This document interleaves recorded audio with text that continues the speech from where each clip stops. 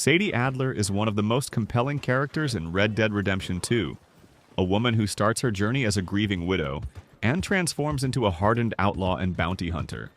Before the game begins in earnest, her husband Jake Adler is killed by the O'Driscoll gang during a raid on their homestead in the Grizzlies. Sadie hides in the cellar, and soon after, Arthur Morgan, Dutch, and Micah arrive.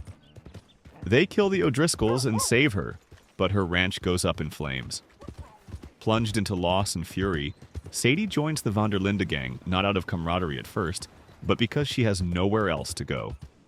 Over time, however, she becomes deeply loyal to the gang, and particularly to Arthur. She's not the type to stick to cooking or cleaning. She's more than ready to fight, often taking on dangerous missions and pushing herself into the fray. Her personality is defined by both vengeance and fearlessness. The death of Jake shapes her entire arc.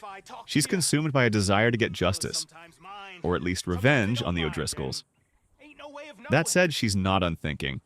She shows a softer, more human side, particularly with Arthur. She genuinely trusts him and cares about his well-being, even noticing his illness and taking on hard work so he doesn't have to. One of her major moments comes in Chapter 6 with the mission Mrs. Sadie Adler Widow, where she recruits Arthur to help her finish things at Hanging Dog Ranch, specifically to get revenge on the O'Driscolls. Her violence is brutal and personal.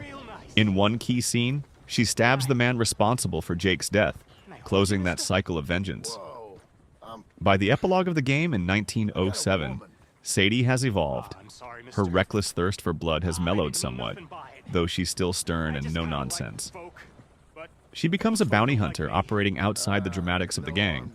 Interestingly, she's never publicly identified as a former Van der Linde gang member, giving her more freedom. According to some sources, she even offers John Marston bounty jobs to help him support his family. Her ending is somewhat open-ended. While there's no canonical follow-up game, as of now, it's widely speculated that she heads to South America, possibly for bounty hunting or revolutionary work. This leaves her fate ambiguous but full of potential, making her an ideal candidate for a future sequel. Sadie's arc resonates because it's not just about shooting and revenge. It's a story of trauma, resilience, and loyalty. She's not a damsel, she's a survivor, a fighter, and by the end, someone who has carved out her own place in a brutal world.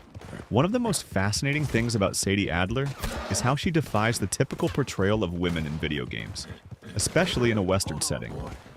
She's not a side character or a love interest. She's a fully realized combatant and strategist. Her sharpshooting skills and fearlessness in battle are matched by her loyalty and sense of justice. Even outside of the main storyline, players can see her independence through side activities like hunting and bounty missions, showing she's capable of surviving and thriving on her own. Her dialogue is sharp, often laced with dark humor or blunt pragmatism, which makes her memorable long after the credits roll.